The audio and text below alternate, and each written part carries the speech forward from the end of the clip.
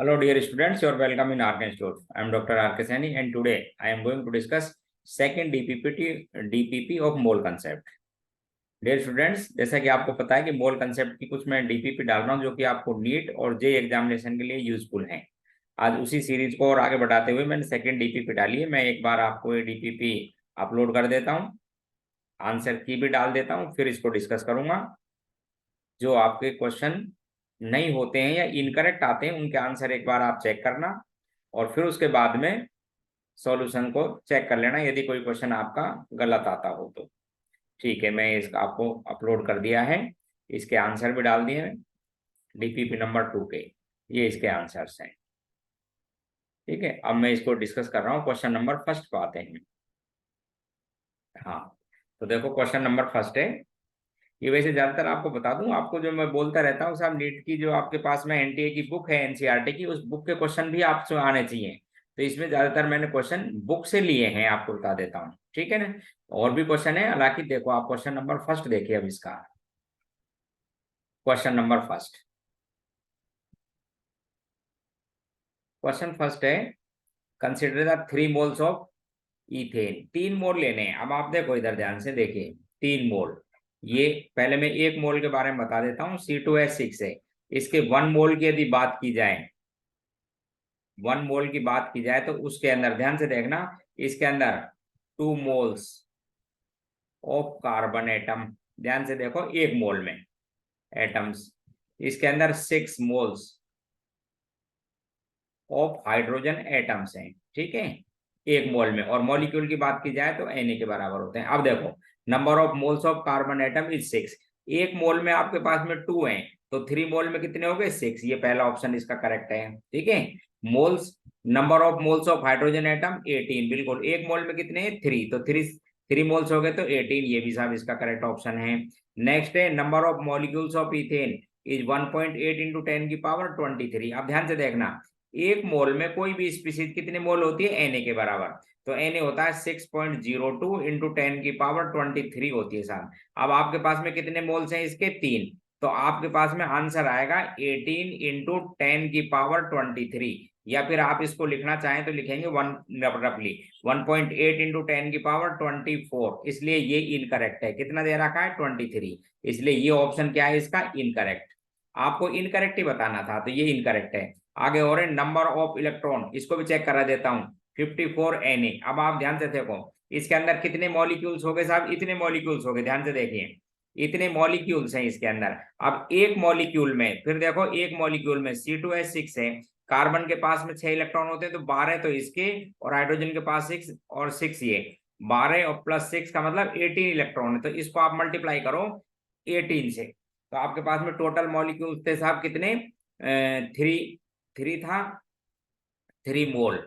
3 मोल को मल्टीप्लाई कर लो आप कितने से? Na से।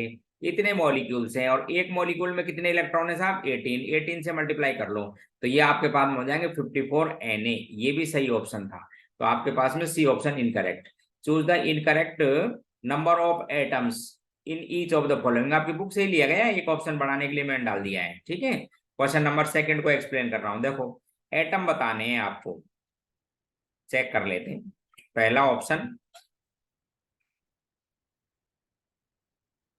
पहला ऑप्शन है 52 मोल्स ऑफ आर्गन। ठीक है, अब आप ध्यान से देखो, 52 मोल्स हैं, 52 मोल्स ऑफ आर्गन। और 1 मोल में आपको पता है मोनोएटॉमिक गैस है, कितने के बराबर एटम हो जाएंगे? Na के बराबर। तो इतने एटम आ जाएंगे, मल्टीप्लाई कर देंगे। Na की वैल्यू आपको पता है 6.02 इंटू 10 की पावर कितनी होती है? 23। इससे मल्टीप्लाई करो तो ये आपकी वैल्यू इतनी ही आ जाएगी, चेक कर लेना। समझ गए?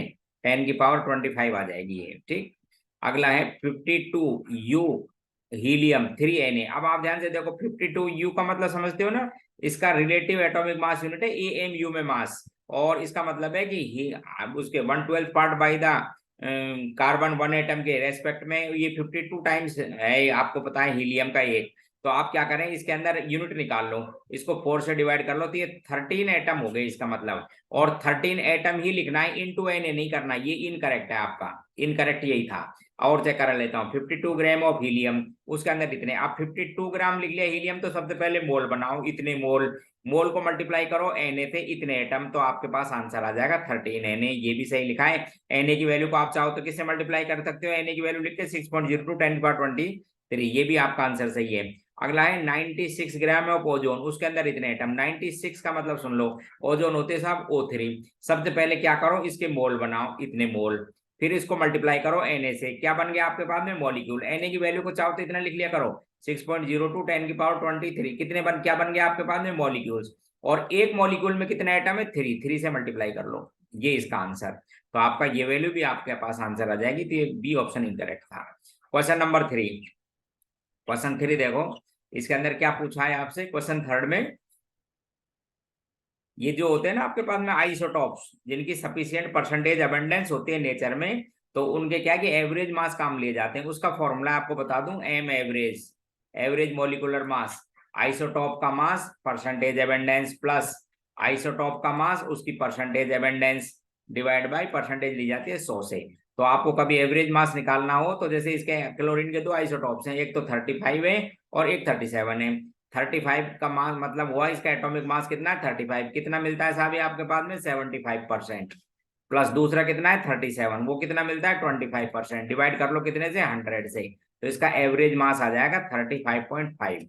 ये एवरेज मास निकाला जाता है। ऐसे 3 क्वेश्चन है, एक तो थर्ड है ये रहा, इसी तरह से सेम, इसी तरह से क्वेश्चन नंबर 4, उसमें भी क्या करना, आर्गन का आइसोटॉप दे रखे हैं, उसका मास दे रखा है percentage abundance, mass given percentage abundance, mass given percentage, average mass आ जाएगा। तो इसका 35 बाई आता है, इसका 39.88 आएगा। ठीक उसी तरह से एक 5th क्वेश्चन और सुनो, बिल्कुल बिल्कुल इसी तरह का क्वेश्चन है, उसको थोड़ा सा बदल के दे दिया है। देखो, बोरॉन के 2 आइसोटॉप्स हैं, नेमली B10, क्वेश्चन है boron has 2 isotopes namely B10 and B11, average mass है 10.8, इनकी परसेंटेज अबंडेंस कैलकुलेट करनी है।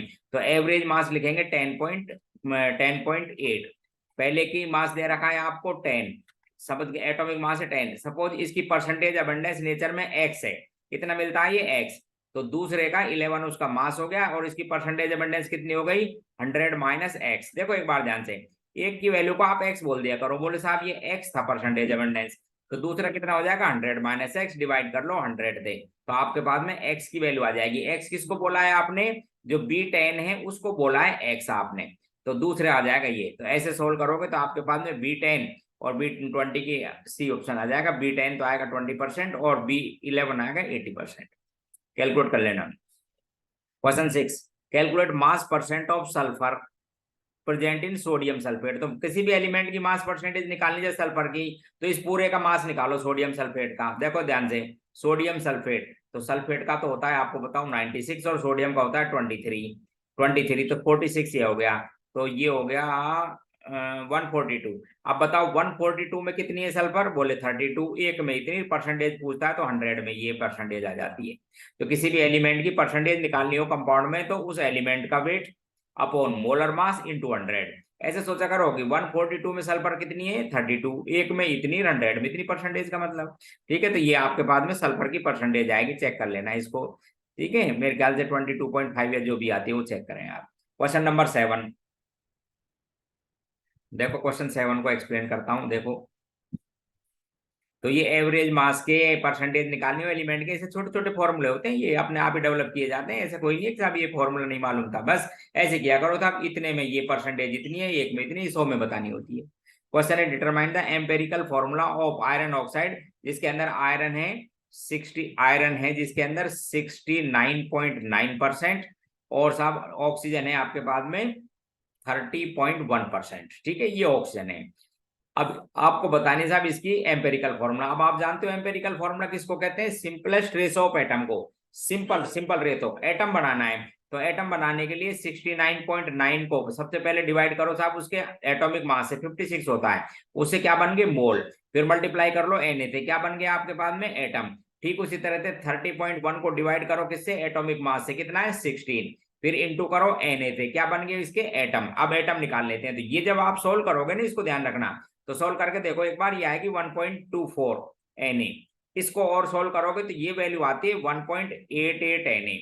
अब आपको पता है कि सिंपल रेशो फाइंड करना है, तो जो कम वैल्यू है उससे डिवाइड कर लो, तो इसको इसी वैल्यू से डिवाइड कर लो 1.24 Na से, तो ये तो हो गई 1, और इसको भी इसी वैल्यू से डिवाइड करो, जो कम वाली है उससे डिवाइड कर लिया करो, जिससे सिंपल आ जाएगा।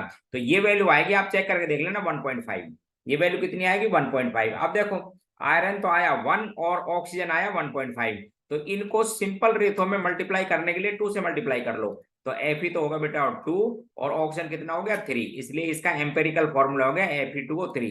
ध्यान रखना एम्पेरिकल फॉर्मूला एटम का सिंपल रेशो होता है, और एटम बनाने के लिए आपको समझना हाउ मेनी में जब कोई आंसर आए तो हम तो मोल समझते हैं, और मोल बनाने के लिए क्या करते हैं, उसके गिवन वेट को एटॉमिक मास से डिवाइड कर लेते हैं, मोल बन गए इनटू एन, बोलो इतने मॉलिक्यूल्स हैं साहब। तो ये आपके पास में इसका क्वेश्चन हो जाएगा, ठीक है। क्वेश्चन नंबर था ये आपके पास में 7, तो आंसर क्या आ जाएगा बी ऑप्शन। अगला बता रहा हूं क्वेश्चन 8, देखो एक बार क्वेश्चन नंबर 8 को एक्सप्लेन करता हूं, देखिए क्वेश्चन 8 है आपके पास। क्वेश्चन 8 है how many moles of methane are required to produce 22 gram CO2 after their combustion. तो कंबेशन की रिएक्शन लिख लिया करो, कंबेशन में याद रखो ऑक्सीजन चाहिए सफिशिएंट अमाउंट में, और जो भी कार्बन है उसको सबको CO2 में, जितनी भी हाइड्रोजन है उसको किस में कन्वर्ट कर दिया करो, वाटर में। लो साहब बैलेंस करके लिख लिया करो, ठीक है। अब सीधी सी बात है, एक मोल से 1 मोल CO2 बनती है।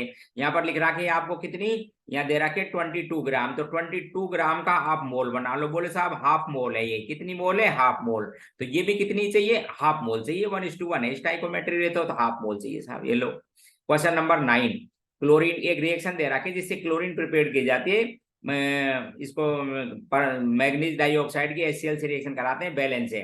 क्वेश्चन है कि how many gram of calcium ये HCl react with 5 gram of manganese dioxide, atomic mass magnesium का मैग्नीज का दे रखा है।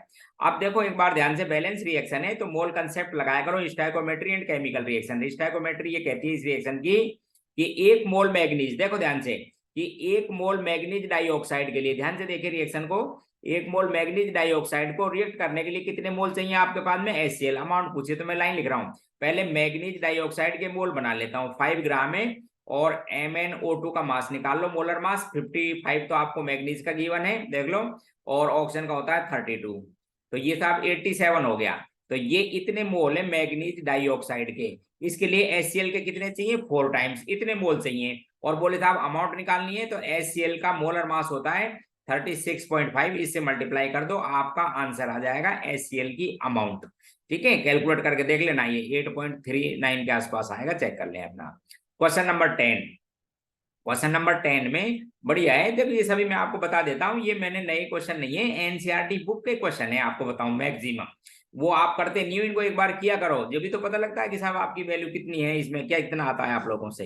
क्वेश्चन एक रिएक्शन दे रखी है, देखो A+B2 गिव्स AB2, इसमें आपको बताना है कि क्या इसमें अंदर लिमिटिंग रिएजेंट फाइंड करना है, ठीक है, ऑफ द रिएक्शन। पहला है कि 300 एटम तो लिए साहब किसके, आपको A के, और 200 ये मॉलिक्यूल है तो 200 मॉलिक्यूल है, तो सीधी सी बात है, आप क्या करना उसको कन्वर्ट कर लेना मोल में, और स्टाइकोमेट्री रेशो चेक कर लेना क्या होनी चाहिए, 1:1 होना चाहिए, इसका 1 एटम और इसका 1 मोल मॉलिक्यूल की रिएक्शन होनी चाहिए। तो यहाँ पर तो इसके 300 तो 300 होना चाहिए, तो पहले में ये लिमिटिंग रिएजेंट है तो लिख रखा है इन विच B2 इज लिमिटिंग रिएजेंट, सही है।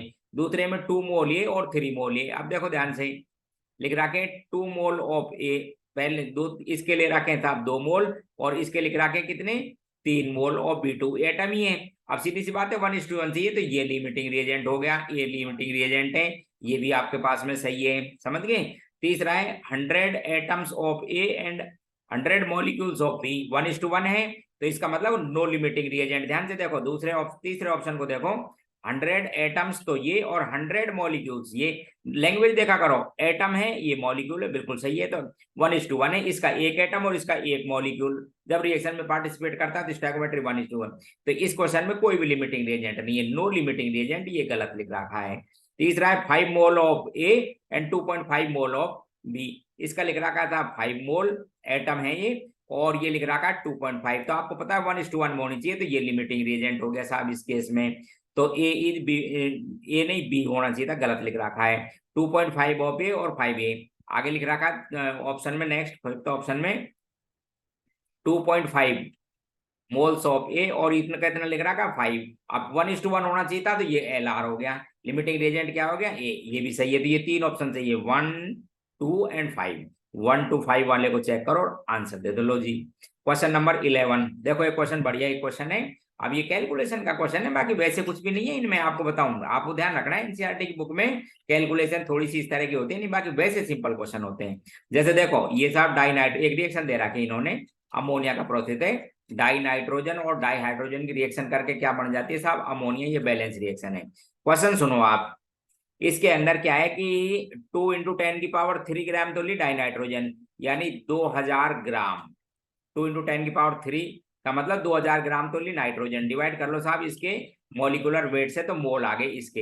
हाइड्रोजन कितने लिए आपने, इन्होंने 1000 ग्राम। देखो 1000 ग्राम डिवाइड करो इसके मोलर मास से, तो इसके मोल आ गए, तो ये वैल्यू आती है नियरली 71.42 मोल, और ये आपको पता है आ जाएगी 500 मोल। इतने मोल आ गए। आप ध्यान रखना, गिवन मोल को उसके स्टोइकोमेट्रिक कोएफिशिएंट से डिवाइड किया करो, तो डिवाइड करेंगे तो लिमिटिंग रिएजेंट पता लग जाएगा, जो कम आता है वो लिमिटिंग रिएजेंट। तो ये वैल्यू अभी भी कम आएगी, 3 से डिवाइड करोगे तो ये करीब 166 के आसपास आती है, इसलिए ये लिमिटिंग रिएजेंट हो गया। अब इसी का अकॉर्डिंग रिएक्शन प्रोसीड करनी है, बस ध्यान रखना। लिमिटिंग रिएजेंट कौन हो गया आपके पास में, N2। अब देख लो आप, तो करेक्ट इनकरेक्ट स्टेटमेंट सेलेक्ट करना था।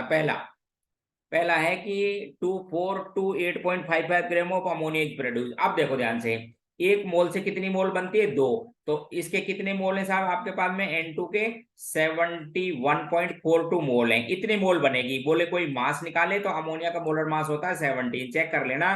पहला ऑप्शन करेक्ट है, ये लिख रखा है ना कि इतने ग्राम अमोनिया प्रोड्यूस, चेक कर लीजिए ये वैल्यू है, सही है। दूसरा लिख रखा है N2 इज लिमिटिंग, बिल्कुल सही है साहब। तीसरा लिख रहा है after completion of the reaction इतने ग्राम हाइड्रोजन इज रिमेन। अब चेक कर लेते हैं कि हाइड्रोजन कितने मोल थी और कितनी इस रिएक्शन में जाएगी। तो आपके पास में देखो इधर हाइड्रोजन कितने मोल्स थी, यहाँ पर 500 मोल्स थी, रिएक्शन में कितनी जाएगी, तो 71.42 जाता है जब, ये आप ध्यान रखना, तो इसके 3 टाइम्स चली जाएगी। इतने हाइड्रोजन कंबाइंड में रिएक्शन करेगी, इतने मोल, और उसको मास में कन्वर्ट करना है तो इतने ग्राम गई हाइड्रोजन। अब आपके पास में कितनी थी शुरू में, 1000 ग्राम।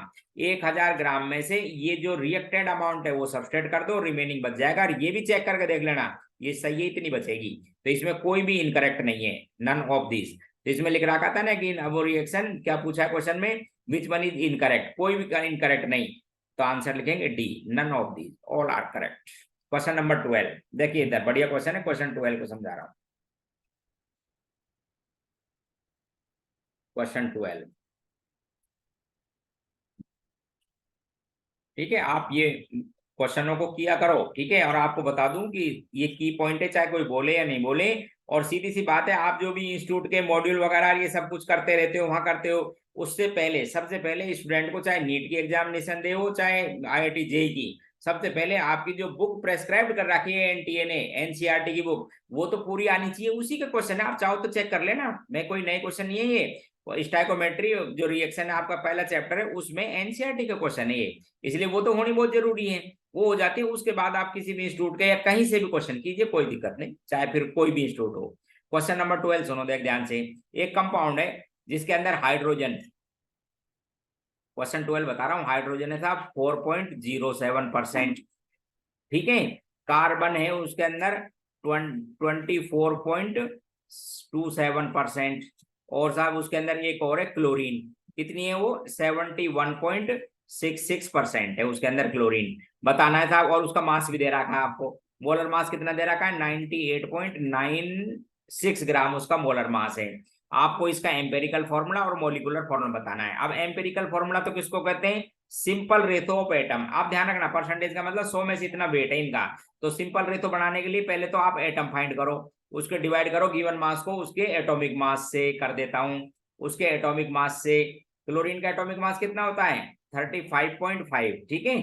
तो साहब ये वैल्यू तो इतनी आ गई, ये तो हो गई 4.07 ही। इसको 2 से डिवाइड करोगे तो ये हो जाएगी 2 पॉइंट समथिंग, 2 पॉइंट समथिंग कुछ भी लिख देता हूं, जैसे 1 2 के आसपास, ठीक है। इसको भी डिवाइड करोगे तो ये भी इतनी आएगी 2 पॉइंट समथिंग। देखो इधर ध्यान से, 2 पॉइंट समथिंग ही आ गई। अब ये आपके पास में क्या आ गया, ध्यान से देखो, और इंटू कर लो Na से, ये एटम बन गया आपके पास में, क्या बन गए ये एटम। अब जो इसमें सबसे कम है उससे डिवाइड कर लो, बोले साहब ये इसी वैल्यू से डिवाइड करो तो ये 1, ये भी 1, और ये कितना आ जाएगा 2, तो कार्बन, हाइड्रोजन और क्लोरीन, ये तो हो गया साहब इसका एम्पेरिकल फॉर्मूला। देख लो सिंपल रहे, तो एक कार्बन है, एक क्लोरीन है और 2 हाइड्रोजन है, ये तो कहेंगे आप इसका सिंपल रेतो। फिर इसका ये एम्पिरिकल फॉर्मूला हो गया। लो साहब ये तो एम्पिरिकल। फिर मॉलिक्यूलर फॉर्मूला बनाना है तो इसको n से मल्टीप्लाई कर देते हैं, given mass upon molar mass. इसका मोलर मास कार्बन का कितना है आपके पास में 12, हाइड्रोजन का कितना 2 और क्लोरीन का कितना होता है 35.5। इसको ऐड कर लो आप, तो ये 0.5 और ये हो जाएगा साहब 9 और 49 ये हो गया 49.5। इसको डिवाइड करोगे तो ये वैल्यू आ जाएगी 2। तो साहब इसको डबल कर लो आप, तो C2H4Cl2, ये क्या आ गया आपके पास में मॉलिक्यूलर फॉर्मूला। तो एम्पिरिकल फॉर्मूला CH2 पहला वाला ऑप्शन आ जाएगा। देखो इधर देखिए, ये क्वेश्चन नंबर था 12। क्वेश्चन 13 एक्सप्लेन कर रहा हूं। क्वेश्चन 13 देखो जरा, ठीक है। How much copper can be obtain from 100 gram of copper sulphate, यानी कॉपर सल्फेट से कितने ग्राम आप कॉपर निकाल सकते हो, बना सकते हो। तो सीधी सी बात है, इसके 1 मोल से 1 मोल कॉपर है, सीधी सी बात है। इसका मोल बनाओ, 100 को डिवाइड करो इसके मोलर मास से। कॉपर का एटॉमिक मास होता है 63.5 और सल्फेट का कितना है आपको पता है 96। ऐड कर लो इसको, तो ये हो गया 0.5 और ये 9 और ये 159 हो गया। लो साहब ये मैंने इसका निकाल लिया क्या चीज, इसके मोल, ठीक है, इसके मोल। और इसके मोल निकालने में इसका गिवन वेट अपॉन इसका एटॉमिक मास है 63.5, क्योंकि 1 मोल से 1 मोल ही तो बनता है, तो मोल निकाल लो। लो साहब ये वेट आ गया, इतना कॉपर मिल सकता है। इसको मल्टीप्लाई कर लो, तो 63.5 इंटू 100 डिवाइड कर लो 159.5 से वेट आ जाएगा इतने ग्राम। चेक कर लेना, ठीक है। तो ये कॉपर का वेट आ जाएगा, चेक करके देख लेना, मेरे ख्याल से 39.81 आता है, चेक कर लीजिए। Calculate amount of water produce by combustion of 18 gram of methane. 18 gram methane से 16 ग्राम मीथेन से कितना वाटर बनेगा, बिल्कुल सिंपल। तो बैलेंस करके देख लो। अभी देखो मीथेन की एक रिएक्शन लिख लो, आपको पता है 1 मोल मीथेन से 2 मोल वाटर बनता है। बैलेंस करें, ये भी रिएक्शन लिख के देख लें, कुछ नहीं बताना। देखो इधर ये साहब CH4, ये CH4 कंबशन का मतलब समझते हो, किससे रिएक्शन कर रहा हूं, इसकी ऑक्सीजन से। क्या बनेगी, कार्बन CO2 में, हाइड्रोजन किसमें बदल जाएगी, वाटर में। कितनी हाइड्रोजन है 2, तो 2 बनेगी। आप ध्यान रखना 1 मोल से 2 मोल बनती है। यहाँ पर आपको दे रखी है कितनी 16 ग्राम, का मतलब 1 मोल ही है, तो 2 मोल वाटर बनेगा। और 2 मोल वाटर का मतलब होता है साहब आपके पास में कितना 36 ग्राम वाटर। ये इसका आंसर है 36 वाला। ये लो क्वेश्चन नंबर 15, बढ़िया क्वेश्चन है, ध्यान से करेंगे। देखो आप क्वेश्चन 15 को एक बार रीड करो, एनसीईआरटी की बुक में है, पीछे चेक कर लेना। क्वेश्चन 15 उतने होंगे नहीं आपसे, देखो एक बार समझा करो और फिर ट्राई किया करो। एक कोई कंपाउंड है, ठीक है, लोग सुन लो। एक वेल्डिंग फ्यूल गैस है, उसमें कार्बन और हाइड्रोजन है ओनली, यानी उसके अंदर कार्बन है और हाइड्रोजन और कुछ नहीं है उस फ्यूल में। अब पता नहीं वो मीथेन, इथेन, प्रोपेन, ब्यूटेन कुछ भी होगी साहब, मुझे नहीं मालूम, ठीक है। लेकिन जब उसका बर्निंग किया गया ऑक्सीजन से, ठीक है, sample of oxygen gave 3 point, उसके बर्निंग से कितनी बन रही है 3.38 ग्राम। ये तो बन रही है साहब CO2, ध्यान रखना। और 0.69 ग्राम बन रहा है साहब आपके पास में वाटर, ठीक है। और अच्छा, तो पहले तो आपको इसका ये बताना है साहब इसके अंदर कितने ग्राम कार्बन थी, कितने ग्राम हाइड्रोजन, जिससे एम्पेरिकल फॉर्मूला निकल जाए। अब देखो इधर, अब बताओ 44 ग्राम, ध्यान से देखो 44 ग्राम CO2 में कार्बन कितना होता है बोलो 12 ग्राम। एक में कितना होगा इतना, और कितनी है आपके पास में CO2 कितनी बनी है इसमें 3 पॉइंट, देख लो एक बार ध्यान से लिख लेना वैल्यू को, 3.38 ग्राम।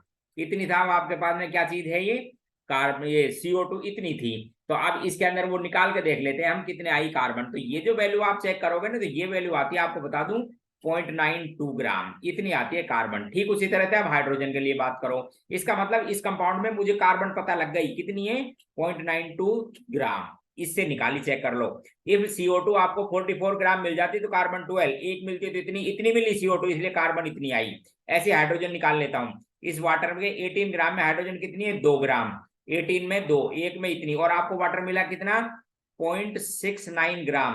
तो इसको सोल्व करोगे तो ये हाइड्रोजन आएगी 0.076 ग्राम। अब मुझे दोनों चीज पता लग गई, लो साहब ये लो। अब मुझे क्या मालूम लग गई, इस ऑर्गेनिक कंपाउंड में 0.92 ग्राम तो कार्बन थी और 0.076 ग्राम क्या थी हाइड्रोजन। अब मेरे पास सिंपल है एटम का सिंपल रेशो, एटम बनाने के लिए ग्राम में वेट को मोल में कन्वर्ट करो, डिवाइड करो 12 से, इंटू कर लो Na से, डिवाइड करो 1 से, इंटू कर लो Na से। जब आप इसको 12 से डिवाइड करेंगे तो ये वैल्यू भी इतनी आ जाएगी, आपको बता देता हूं। ये इसका मतलब इस कंपाउंड में कार्बन हाइड्रोजन का सिंपल रेशो 1:1 है, एक लाइन। सिंपल रेट तो कितना है 1:1, तो इसका एम्पेरिकल फॉर्मूला है CH। एक क्वेश्चन हो गया इसका, एम्पेरिकल फॉर्मूला CH था जो सही है। अब आगे सुनो, अब दूसरी एक बार देख लेना कैलकुलेशन में, ठीक है। तो 44 ग्राम में कार्बन कितनी होती है 12, एक में इतनी जो अमाउंट दे रखी है उसमें ये कार्बन, ठीक उसी तरह से 18 ग्राम वाटर में हाइड्रोजन 2, एक में इतनी जो गिवन वैल्यू है इतनी हाइड्रोजन, ये इस कंपाउंड में थी। फिर आपके पास में फॉर्मूला बन गया, सिंपल रेट तो निकालो। अब आगे देखो, अब आगे फिर समझना है इसको, इसके 3-4 ऑप्शन बढ़िया बढ़िया क्वेश्चन है, टॉप क्वेश्चन। देखिए ये एम्पिरिकल फॉर्मूला निकाल दिया मैंने, अब ये आगे क्या कहता है वो सुनना। इस क्वेश्चन को आगे रीड करता हूं। देखो आगे ये कहता है, हाँ कि the A volume of 10 litre, STP पर वॉल्यूम है 10 litre of this welding gas, इस गैस का वॉल्यूम 10 लीटर कितना है, उसका वेट कितना था 11.6। तो मैं इसका मोलर मास निकाल सकता हूं, आप समझना 10 लीटर है एसटीपी पर, उसका वेट कितना आ रहा है साहब आपके पास में 11.6 ग्राम। एक लीटर का वेट कितना आ जाता है इतना, और आपको पता है एसटीपी पर कितना होता है एक मोल का मास 22.4 लीटर। इसको सोल्व कर लो जिससे आपके पास में क्या आ जाएगा मोलर मास, क्योंकि एक मोल का मास एसटीपी पर कितना होता है 22.4 लीटर, ठीक है 22.4 लीटर ले लेगा, वैसे 22.67 होता है, बाकी इतना होता है। तो ये वैल्यू चेक करोगे तो ये मोलर मास आ जाएगा 26, ये भी आपके पास में सही है, मोलर मास है इसका 26। अब इसका फॉर्मूला मास निकालना है, अब कुछ नहीं करना, एन निकाल लिया करो। देखो इधर ध्यान से, इसका मोलर मास कितना था 26, एम्पेरिकल फॉर्मूला का मास कितना है 13, ये देखो 13, इसका मतलब एन की वैल्यू कितनी आ गई 2, तो ये एसिटिलीन थी साहब C2H2, ये इसका मॉलिक्यूलर फार्मूला, ठीक है। तो इसके अंदर ऑल आर करेक्ट, सब बढ़िया क्वेश्चन था, चेक कर लेना एक बार, वापस किया करो। फिर क्वेश्चन है, ये solution prepared by addition 2 gram of substance A into 18 gram of water, calculate करना है percent, mass percent of solute, solute का मास परसेंट, तो मास परसेंट होता है साहब सॉल्यूट का वेट अपॉन सॉल्यूशन का वेट इनटू 100, 100 में बताना है। तो साहब कितना सॉल्यूट है आपके पास में बोलो 2 ग्राम, कितना है 2 ग्राम, कितना हो गया सॉल्यूशन 20 ग्राम, 18 ये 2 ये 100 में बताओ साहब। लो जी सरकार, ये आपके पास में क्या आ जाएगी परसेंटेज 10%, एनसीईआरटी में ही है। क्वेश्चन नेक्स्ट, कंसंट्रेशन निकालनी है शुगर की, सुक्रोज है किसमें मोल पर लीटर, यानी मोलरिटी करनी है। 20 ग्राम है आपके पास में सुक्रोज, डिजोल्व किया वाटर में NF water to make final volume 2.2 litre. तो आपके पास ये मोलरिटी का फॉर्मूला है। आपको क्या बतानी थी वाट कंसंट्रेशन, यानी आपको अब ये बतानी है कितना शुगर डिजोल्व किया 20 ग्राम, मोलर मास कितना होता है इसका 342 फाइंड कर लेना, और वॉल्यूम कितना दे रखा है आपको 2 लीटर, कितने 2 लीटर, ये एम आ जाएगी। चेक कर लें अपना जो भी आंसर आता है, मेरे ख्याल से ये आएगा, चेक कर लेना। Calculate the molarity of NaOH in solution prepared dissolve in 4 gram of NF water to form 250 ml। बिल्कुल इसी तरह से मोलरिटी बतानी है इस सॉल्यूशन की, लो कुछ नहीं करना है, कितने ग्राम डिजोल्व किया 4 ग्राम, मोलर मास कितना है 40, कितने वाटर में डिजोल्व किया साहब इसको 250 ml में, आपको लीटर में एक्सप्रेस करना पड़ता है। लो जी ये आपके पास में ये क्वेश्चन नंबर 19 हो, ये क्वेश्चन 18 हो गया। क्वेश्चन 19 बढ़िया क्वेश्चन, देखो एक बार ध्यान से, है तो कुछ भी नहीं लेकिन थोड़ा समझने का क्वेश्चन है।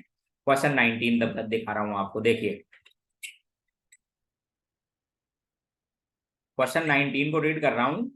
क्वेश्चन है calculate the mass of sodium acetate required to make 500 ml of 0.035 molar aqueous solution, यानी मोलरिटी दे रखी है। अब फॉर्मूला ये होता है देखो, molarity equals to given weight upon उसका मोलर मास, और वॉल्यूम किस में लेना होता है लीटर में, यदि ml में दे रखा हो तो कभी इसमें कन्वर्ट कर लिया करो। लो साहब ये दे रखी है क्वेश्चन में, सीधी रखो साहब 0.375, ये आपको इसका मास इन्होंने पूछा है कि कितना वेट है, समझ गए, वेट तो पूछा ही है, मास इसका मोलर मास निकाल लेना। सोडियम एसिटेट, एसिटिक एसिड का होता है 60, तो ये हो गया था 59, तो यहाँ तक हो गया, और सोडियम और लगाओगे तो 23 और ऐड कर लो इसके अंदर, तो ये 2 और 7 8 82 इसका मोलर मास है, आपको समझा दूंगा। लो जी वॉल्यूम कितना बनाना था इसका 500 ml, लीटर में बताना है साहब, ये वेट आ जाएगा, ये लो ठीक है, कुछ नहीं करना है, ये 2 से मैं काट देना, ये 41 हो गया, 41 को मल्टीप्लाई कर लो आंसर, ठीक है 41 को मल्टीप्लाई कर लीजिए, आपके पास में आंसर हो जाएगा।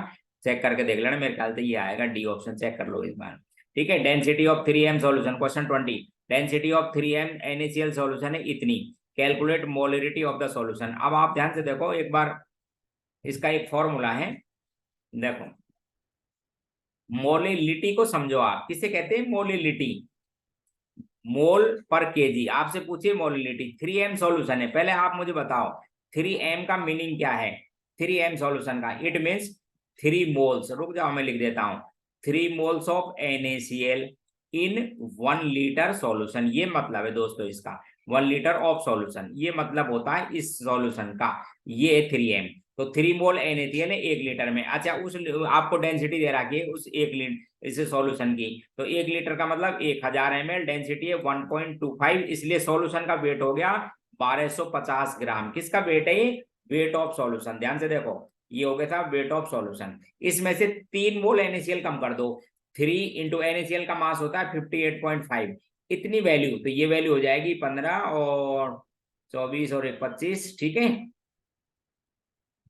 नहीं, ये वैल्यू आएगी 5 3 जा और 24 और 1 25 और 15 और 1 16। अच्छा, इतने के आसपास ये वैल्यू आ जाएगी आपके पास में, समझ रहे हो मेरी बात? ठीक है, इस वैल्यू को आप इसमें से सब्सट्रैक्ट कर देना, यानी 3 मोल NaCl के मास को 58.5 से सब्सट्रैक्ट करके मास को सब्सट्रैक्ट कर लेना, जिससे क्या आ जाएगा? Weight of solvent. ये क्या आ जाएगा आपके पास में? Weight of solvent. अब आपको पता है कि मोलिलिटी यदि फाइंड करनी है, देखो इधर, मोलिलिटी फाइंड करनी है तो मोलिलिटी का फॉर्मूला है स्मॉल m का, mole of the solute 3 upon weight of solvent in kilogram. तो सॉल्वेंट का वेट कितना लिखोगे? 1250 में से ये वैल्यू कम कर दो, कितनी? 3 इंटू 58.5, ये वैल्यू कम कर लो, किलोग्राम में आएगी, किलोग्राम में कन्वर्ट कर लो साहब, ये आपके पास में क्या आ जाएगी? मोलिलिटी। चेक कर लीजिए आप, ठीक है। बढ़िया क्वेश्चन था। क्वेश्चन नंबर 21, देखो इधर ध्यान से, क्वेश्चन 21 रीड कर रहा हूं, क्वेश्चन 21 को देख लो एक बार।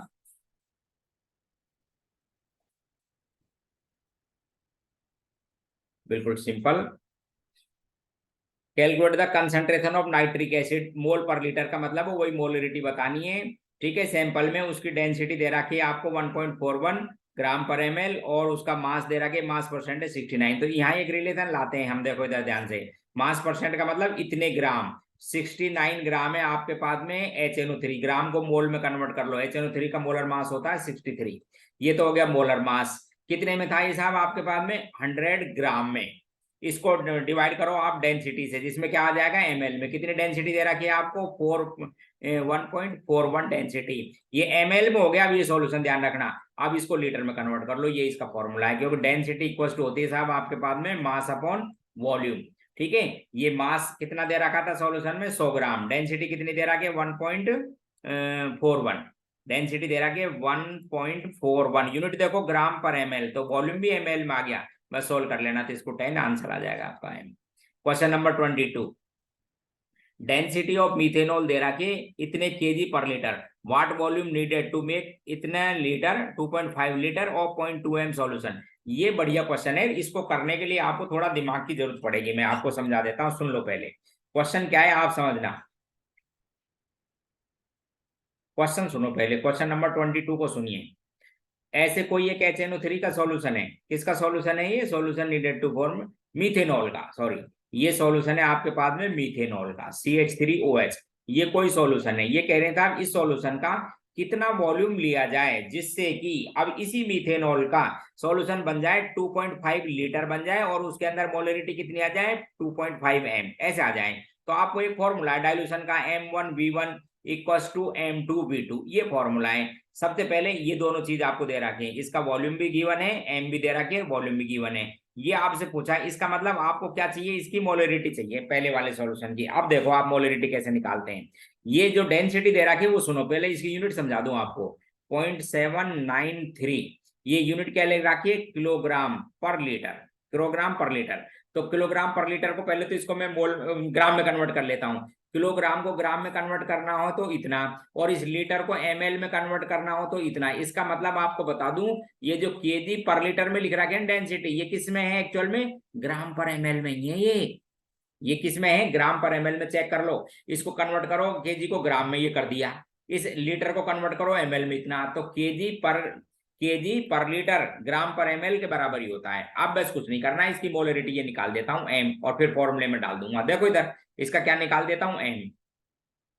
तो कितना था आपके पास में साहब? इसकी कंसंट्रेशन कितनी दे रखी थी? देखो एक बार, 0.793, किस में है ये? ग्राम पर ml, यानी इतने ग्राम है 1 ml में। कितने में? 1 ml में। तो आप इसको लीटर में बताओ और ग्राम को मोल में बदलो। मीथेनॉल का मोलर मास होता है 32। लो साहब ये आ गई आपके पास में क्या चीज, M1। चेक कर लो, ये V पूछा है और ये दोनों दे रखी है। खत्म हो गया क्वेश्चन। एक बार वापस क्वेश्चन वापस, एक कोई सॉल्यूशन है मीथेनॉल का ये पड़ा हुआ, बताना है बोले इसका क्या वॉल्यूम लिया जाए जिससे कि इतने लीटर इस मोलरिटी का बन जाए। तो क्या लगाओगे, M1V1 इक्वल टू M2V2, क्योंकि मोल तो रहेंगे कांस्टेंट, वॉल्यूम बताना है अपने को।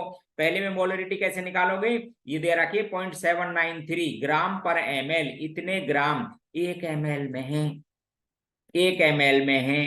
ठीक है, या फिर सीधा भी कर सकते हो, कोई खास बात नहीं मोल निकालने के लिए, मतलब समझ रहे हो, इतने किलोग्राम कितने में, 1 लीटर में। देखो यहाँ से भी निकाल दूं मैं, मत बदलो, चलो ये वैसे तो मैंने आपको समझा दिया। क्या कहते हैं, इतने किलोग्राम, लो साहब ग्राम में बदल दो, 0.793, इसको मैंने लिख दिया साहब इतने ग्राम, कितने में ये, 1 लीटर में, कितने में, 1 लीटर में, सीधा भी आ जाएगा आंसर। इस ग्राम को कन्वर्ट कर लो आप मोल में, लो लो, एक ही बात है। समझ रहे हो हमारी बात, तो ये M आ गया। क्वेश्चन नंबर 22 था ये। क्वेश्चन नंबर 23 ठीक इसी तरह का है। एक रिएक्शन दे रखी है आपको लाइमस्टोन की HCl के साथ, ठीक है। What mass of calcium chloride required to complete with 25 ml of HCl दे रखा है 0.75 मोलरिटी का।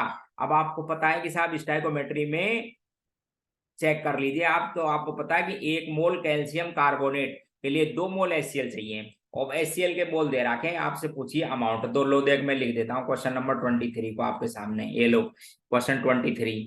तो इसका मोल रेतो ये है, मैं आपको समझाऊं। मोल रेतो कैल्शियम कार्बोनेट और HCl के में मोल की बात करूं तो ये साहब 1:2 में रिएक्शन है, चेक कर लो। इसका 1 मोल और इसका कितने, 2 मोल।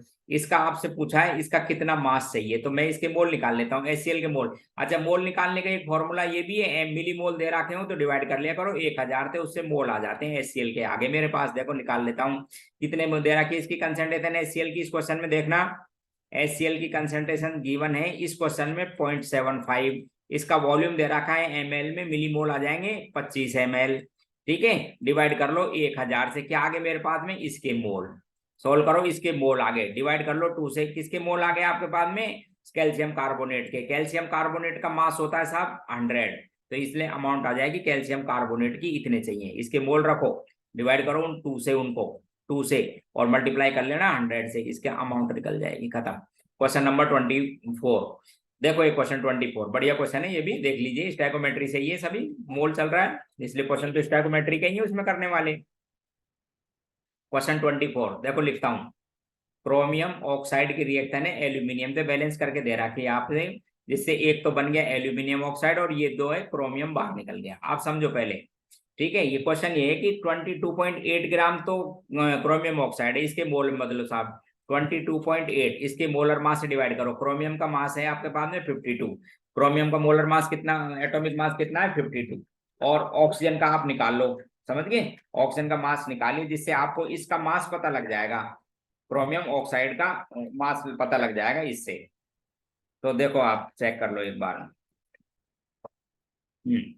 तो 52 क्रोमियम का होता है, 52 इंटू 2 कर लीजिए साहब, ये तो हो गया साहब 4, 104, तो इसका हो गया ऑप्शन का 48 ऑप्शन का होता है, 3 है ना ऑप्शन, ये हो गया, तो ये हो गया 2, 152। ठीक है, 152 तो इसका मोलर मास, इसका मोल तो इतना। अच्छा, एल्यूमिनियम कितना दे रखा है आपको, 5.4, 5.4 ग्राम है, इसका मास होता है 27, तो ये हो गया था 0.2 मोल।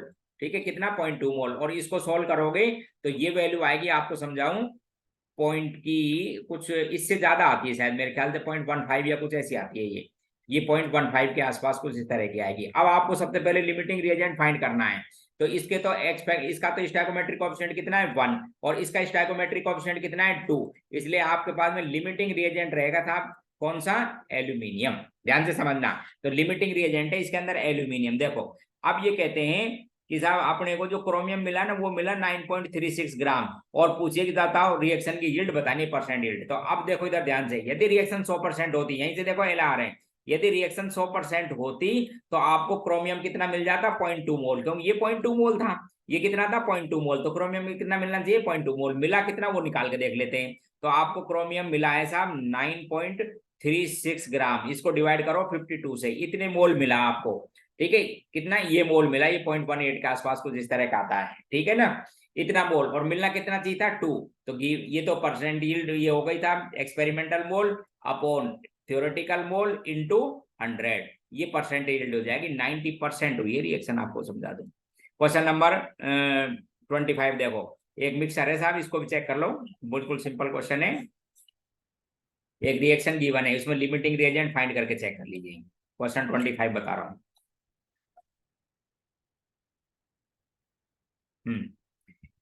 रिएक्शन SO2 की है, SO2 plus H2S, to balance करके लिख रहा है H2S, जिससे 3 तो बनती है सल्फर, और क्या बन जाता है वाटर, और क्या बन जाता है H2O, कितना 2। ठीक है साहब, है ना। तो अब देखो आप ध्यान से, क्वेश्चन में ये है कि साहब 4 मोल तो लेनी है, ये तो 4 मोल है, और ये कितनी है 9 मोल। लिमिटिंग रिएजेंट आइडेंटिफाई करो, डिवाइड किया करो स्टोइकोमेट्रिक कोएफिशिएंट से, तो ये आ जाएगा 4.5 और ये 4, and hence SO2 is limiting reagent. इसके अकॉर्डिंग रिएक्शन प्रोसीड करो। तो देखो 1 मोल SO2 से कितने मोल बनती है सल्फर 3, 4 मोल से कितनी बन जाएगी इतने मोल, 1 मोल से सल्फर कितनी बनती है 3। ध्यान से देखो, 1 मोल है तो 3 मोल सल्फर बनती है, 4 मोल है तो कितनी बनेगी 12 मोल, और 1 मोल सल्फर का मास कितना होता है 32। लो साहब, इतने ग्राम आपके पास में सल्फर आ जाएगी, कैलकुलेट करके देख लेना, मेरे ख्याल से बी ऑप्शन। ठीक है ना। तो ऐसे आप क्वेश्चन करेंगे। ये क्वेश्चन था DPP नंबर 2 मोल की, और मैं डालता रहूंगा, आप इनको चेक करते रहेंगे। ठीक है, ओके, बंद कर रहा हूं।